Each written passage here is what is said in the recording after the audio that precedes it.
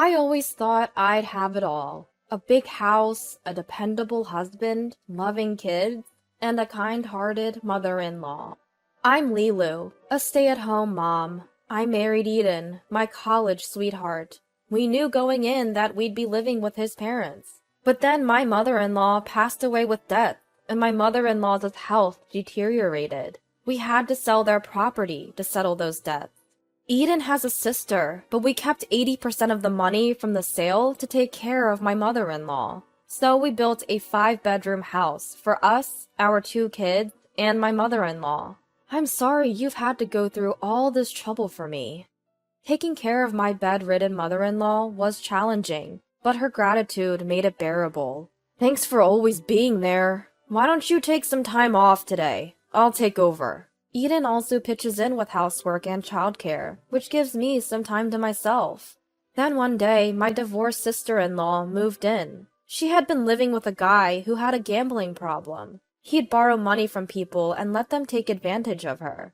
This left her with PTSD and a fear of men. She's getting treatment now. She's a single mom with 2 kids, and we can't just turn our backs on her. I feel so sorry for her. She should stay with us for a while. Thank you, Lilu. We agreed she could stay for a year to heal and become independent. But 2 years have passed. My once humble sister-in-law has grown rather arrogant. We initially didn't ask her for money, but Eden finally told her to contribute $300 a month, which she does. Even so, $300 for her and her 2 kids is hardly enough. And she started to act like she owns the place. For example, we have a rule about doing our own laundry, but she puts hers in our basket. I decided it was time to set things straight. Please follow the rules. Your contribution isn't enough, and you've overstayed your welcome. Can you please move out? Well, this is basically my family home. Maybe it's because she inherited 80% of the sale of her parents' property, and her mother lives here. But she acts like this is her home. Nowadays, I'm not just stuck with housework, but also picking up sister-in-law's kids from daycare. On top of that, sister-in-law's son treats my daughter like she's an inconvenience. I can't even spend quality time with my own child because of this situation. The amount of housework has increased, and I even have to provide care for the elderly.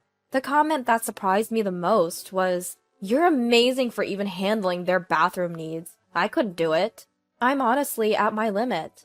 I'm overwhelmed with all these responsibilities. I might reach my breaking point. It's too much to ignore. It's been over a year since our deadline passed. Our finances are strained, too.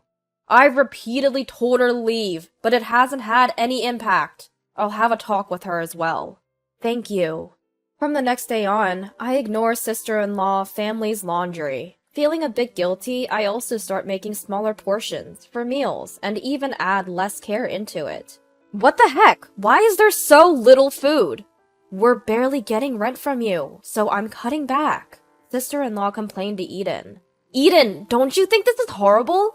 Not at all. Shouldn't you just be grateful that food is being made for you?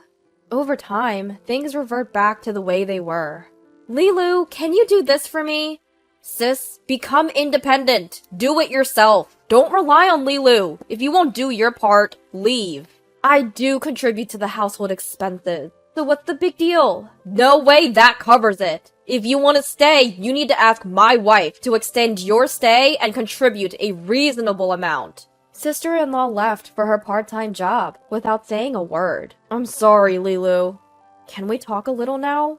How about the 3 of us, including Mom, have a conversation? So the 3 of us gathered in mother-in-law's room, and I started speaking. It was something I had been mentally preparing for. Lately, I've been feeling so stressed that I can't properly interact with my daughter. I even find myself yelling at her out of frustration. I'm also concerned about how my daughter is being treated like a burden by sister-in-law. I don't feel comfortable in my own home anymore, and it seems like that will continue. If sister-in-law and her family don't move out within 2 months, I'm considering renting an apartment for me and my daughter for our own well-being. I might even contemplate divorce. I'm really sorry for letting things get to this point. All of the burden has been falling on Lilu, and I knew she was getting stressed out. I'm not happy with the current situation either, but I didn't know how to ask my sister to move out. I knew that Eden wasn't taking this lightly either. I've been talking to my friends about what to do, and I thought maybe I should just toss out all of my sister's stuff and change the locks. But then I was warned that could lead to legal issues, so I was confused about what to do. I see. Considering the past and our divorce, I initially thought living together wouldn't be too bad. But now it seems like the only option is to ask her to move out. Yeah, it's becoming a toxic environment for the family. But how do we deal with my stubborn sister, who refuses to leave? At that moment, my mother-in-law, who had been silent, spoke up. Lilu, I'm sorry for causing you trouble when you're even taking care of me. Could you ask my daughter to come to my room when she gets home today? Of course. I'm not sure what she's going to say, but she probably wants her to move out. It feels like something's starting to change because I've shown strong resolve. We'll see what happens, but I need to stay strong and not let my emotions get the best of me. The first step is to change my attitude and actions. After asking my sister-in-law to go to my mother-in-law's room when she got home from her part-time job, I told her I wouldn't be cooking dinner anymore, starting tomorrow. She glanced at me and headed to my mother-in-law's room. A little while later, I could hear her raising her voice inside the room. Eden and I were contemplating entering the room when she came out quietly, but walked back to her room with a heavy step. Mom, are you okay? I'm fine. Sorry for making you worry, but I don't think my words resonated with her.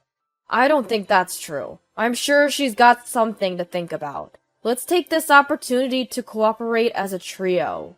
From that day on, we increased our talks as a trio and became more assertive in our words and attitudes. We frequently told her that we wanted her to move out, didn't take on any imposed housework or babysitting, and during our discussions, we decided on specific conditions for her departure. Then a meeting was held, including her. She sat there, knowing what was to be discussed, with an impatient look. Eden began speaking.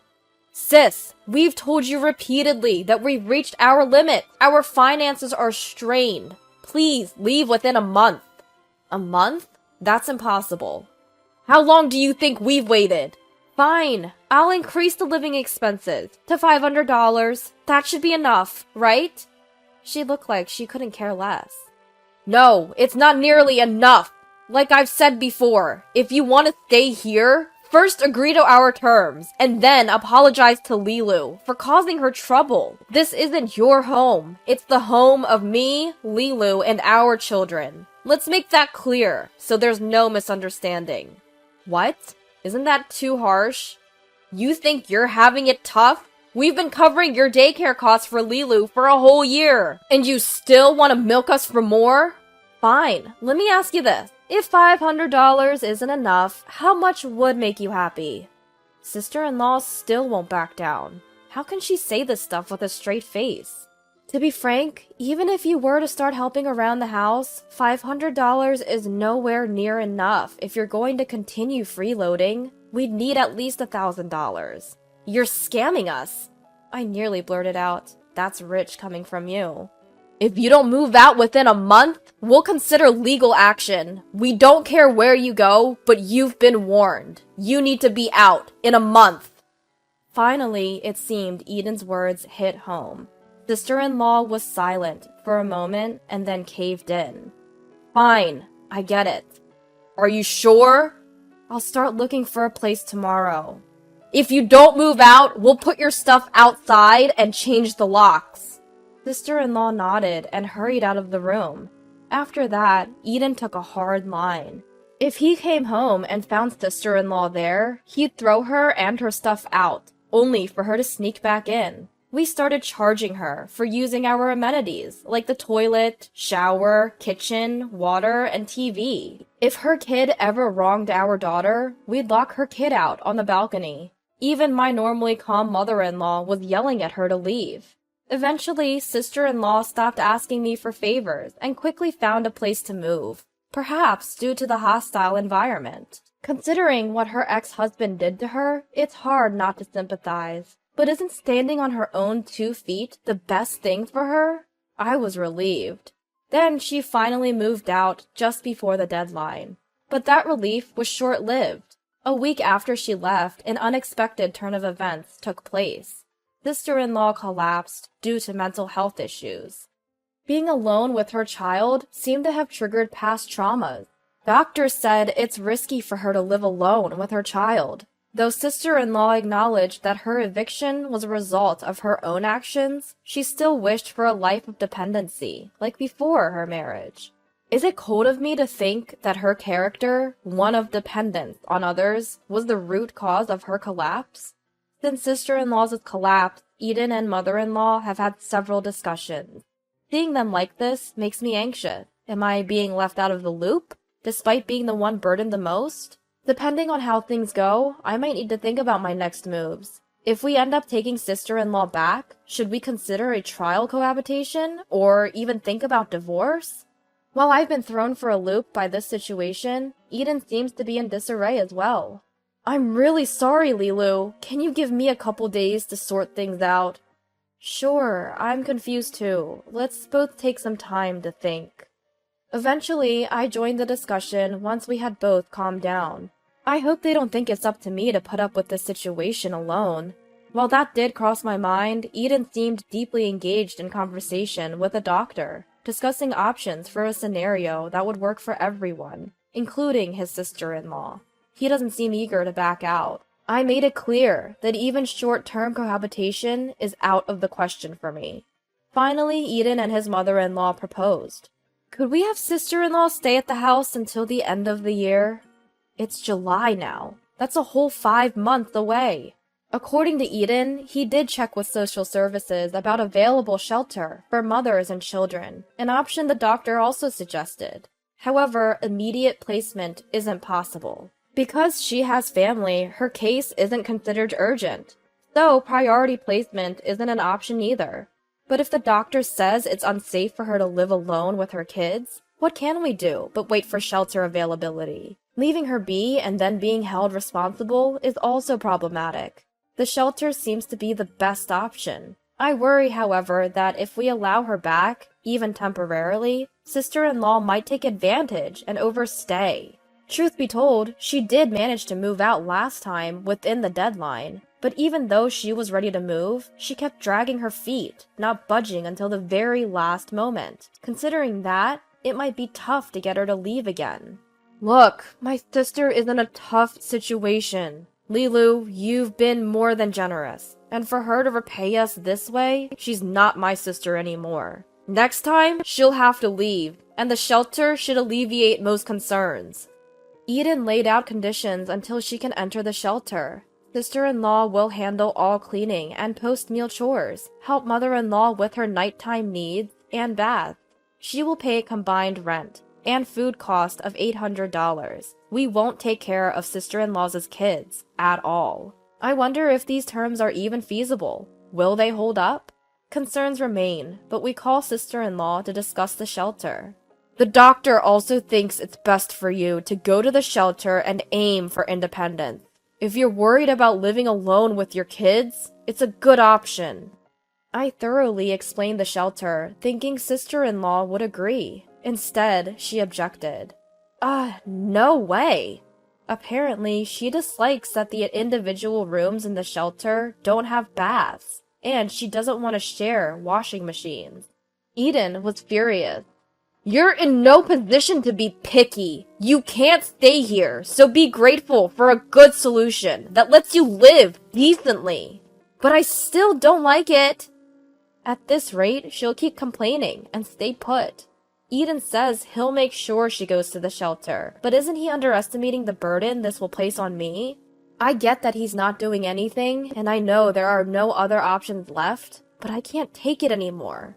The next day, I quickly made arrangements, packed our bags, and left the house with my daughter, leaving to protect myself and my daughter. I wrote in a note as I left. Just as I stepped out, as expected, sister-in-law came back and looked already distressed. She's been calling me non-stop. Our home is a mess! I thought you'd be here, Lilu! What's the point if you're not? It would be a heartwarming scene in a romance drama to hear, "It's meaningless without you." But this is reality. You're reaping what you sowed by not becoming independent. If we divorce, it's on you. Take care of mother-in-law. I was firm. She cried loudly, but I didn't care. I've received several calls from Eden and mother-in-law, begging me to return. Please, Lilu, come back. I have zero intention of coming back, as long as sister-in-law is there. Kick her out, or I'll demand alimony during the divorce trial. We'll have to sell the house then. Even I think I'm being cold. It hurts, but it's the only way to protect what matters to me. It's a good opportunity to make them realize how much they rely on me. Since leaving the house, despite my fears, it's been meaningful to spend one-on-one time with my daughter. Eden has been contacting me daily. He told me that sister-in-law wasn't lifting a finger at home, that the caregiving was a mess, and he had to take off work to handle things. Eventually, he kicked her out. Receiving that message, a part of me is torn about whether to go back or not. Lilu and the kids are my top priority. I want us all to live together. I'm taking care of Mom myself right now, but it's affecting my job. I'm thinking about hiring a helper. However, that's not financially sustainable in the long run. You might have to work part-time. We can't put Mom in a facility immediately, and even if we do, it's going to be expensive. I agreed to live with your mom and take care of her when we got married, and I'll continue to do so. Your mom's been good to me too. But your sister will be back. She always is. She's returned home within a week before, so I want to watch the situation for at least a month. Understood. I'll hire a helper for 1 month. If Mom can move into a mother-child home soon, that would solve everything. Even though the doctor recommends it, the welfare officer won't consider it. They say it's too cruel to kick her out. I'll talk to them again. Thank you. After that, the sister-in-law comes back to our home yet again. Despite Eden's constant visits to the welfare office, the officer is only sympathetic. The situation is not improving. The stress and sleeplessness it causes me enrages Eden, who begins ignoring both his sister and her child. He confronts the welfare officer multiple times. My wife is sick because of my sister. We're even discussing divorce. If our family falls apart, it's partly your fault too. If you think she's so pitiful, why don't you adopt her?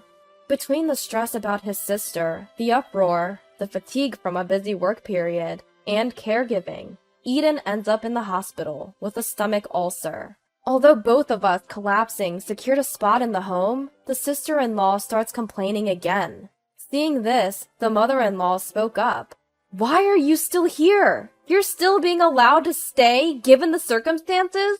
Silent, the sister-in-law finally moves into the mother-child home. It seems she's getting by just fine now. We've hired a helper to care for the mother-in-law. Given her wishes and after considering our finances, we might move her into a facility. Peace has finally returned to our family. I'll never forget how my husband cried tears of joy when he saw me and the kids return home.